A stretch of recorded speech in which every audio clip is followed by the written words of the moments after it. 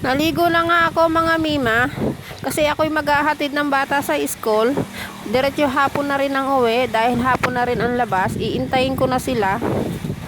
Para naman sabay-sabay na kaming makauwing mag-iina. Dahil wala naman din akong gagawin dito sa bahay. Di rin naman ako makakatulog dahil nga wala sila.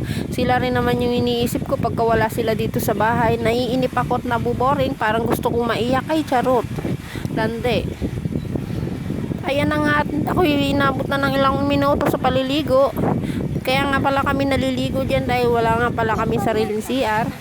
Yan lang kami sa labas naliligo. Ayan, wala namang tao. Ayan nga, ako po'y nakapagbihis na. Oras na para gumanda, charot. Magpaganda, magkaskas lang naman ang aking pagmumuka. Pagmasdan, uy, bilisan mo, malilate ka na. Ayan na nga po mga mima.